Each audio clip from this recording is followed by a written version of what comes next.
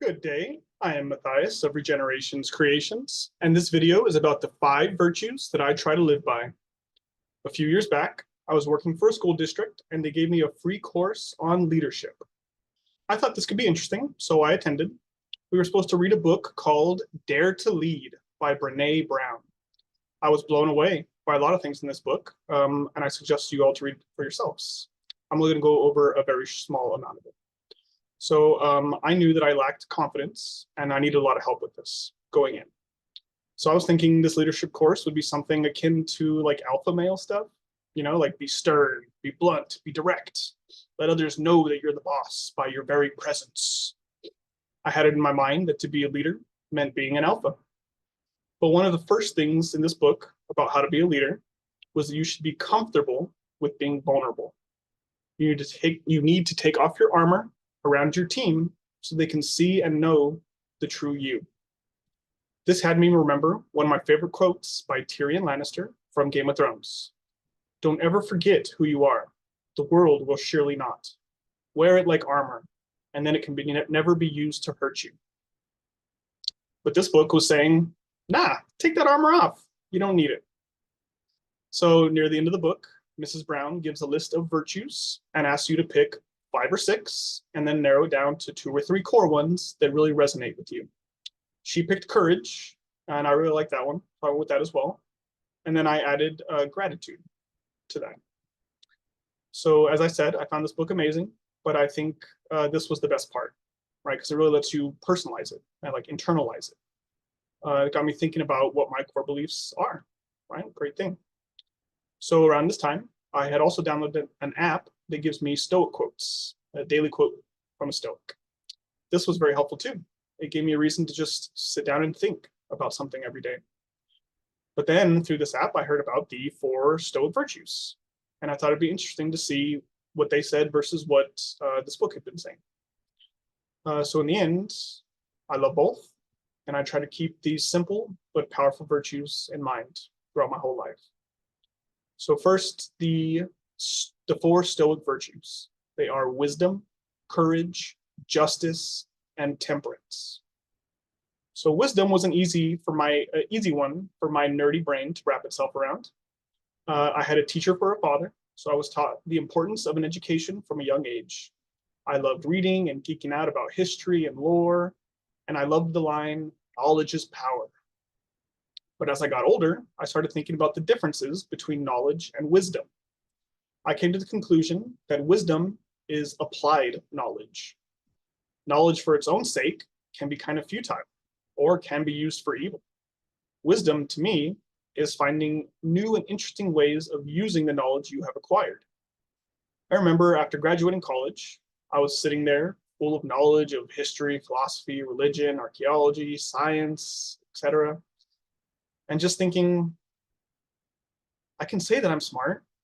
I can say that I'm educated, but everything I know is just stuff that some dead person figured out. And all I can do is just regurgitate it upon command. What's the point of that? Then I realized my knowledge lies in finding the connections between those things, or being able to see them from a different perspective. So I need to seek the knowledge of others, but find ways to apply it successfully to my own life. And that, to me, is wisdom. To the Stoics, wisdom also includes knowledge, education, truth-seeking, self-reflection, and serenity. Those all make sense, but serenity had kind of thrown me off. But it makes sense, though, to be wise. You don't want to be the person who's freaking out or losing your control. You need to be emotionally mature, in control of yourself, to be truly wise. The next virtue is courage. This one I struggle with the most by far. I'm not a courageous person. I am slow to move and quick to overthink. I'm often drowning in self-loathing and uncertainty. But this is exactly why this needs to be one of my core virtues. I cannot live my life in constant fear. How can I even claim to have been alive if I let fear paralyze me for the entirety of my existence? For the Stoics, courage includes bravery, fortitude, honor, and personal sacrifice. Now, I would never call myself a brave person, but when I am scared, I try to remember the line from Ned Stark from Game of Thrones. This isn't the exact quote, but it's something along the lines of, a man can only be brave when he is afraid. The feeling of fear is there to protect us, not to control us. Honor is another good one. It's often said that the easy way is often the wrong way. So it makes sense that to act with honor would take courage. Standing up for what you believe is, as Mrs. Brene Brown would say, a moment of stepping into the gladiatorial arena with no armor on. You're there, proudly exclaiming what you believe to be right, with nothing but truth as your ally. Personal sacrifice is also the trait that every hero has, and reminds me of another line from Game of Thrones. Valar morgulis, valar dohairis.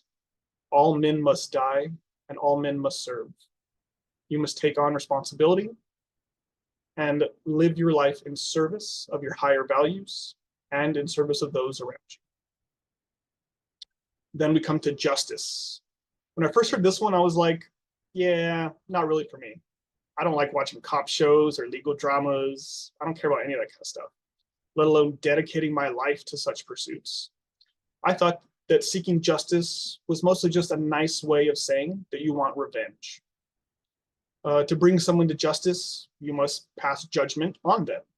And the Bible says that he who passes judgment on himself is also being judged, and to let he without sin cast the first stone of judgment. So why should justice and judgment be a virtue? Does that sound right? Well, to the Stoics, justice is fairness, service, fellowship, kindness, and goodness. So wow, not what I was thinking of at all. This type of justice is a lot more about how you treat others instead of seeking retribution. How am I treating others? How am I treating myself? It all kind of reminds me of a Robin Williams quote. Everyone you meet is fighting a battle that you know nothing about, so always be kind. Now, this is the justice that I can get behind. The last of the 4 Stoic virtues is temperance. Now, as a history major, American history major, I had only ever heard this term used for people who were trying to ban alcohol. Well, I stopped drinking years ago, so I got this virtue in the bag, right? Well, to the Stoics, temperance includes self-control, moderation, composure, and balance. So I lived with so much anger for so long, and I was an obese alcoholic. Sure, I wasn't breaking the law per se, but I was living without any temperance. Now I try to let my anger dissipate before I act. I try to keep a level head and hear others out before giving my opinion. But also there must be a balance. We don't live in a world of Jedi and Sith. We live in a world of gray area, as far as I can tell. So I can't just one day be cured of my anger, never to experience it again. Instead, I must use my anger as a tool when needed. I must integrate my shadow to achieve balance. As Jordan Peterson once said, you must first become a monster and then learn to control it in order to be good.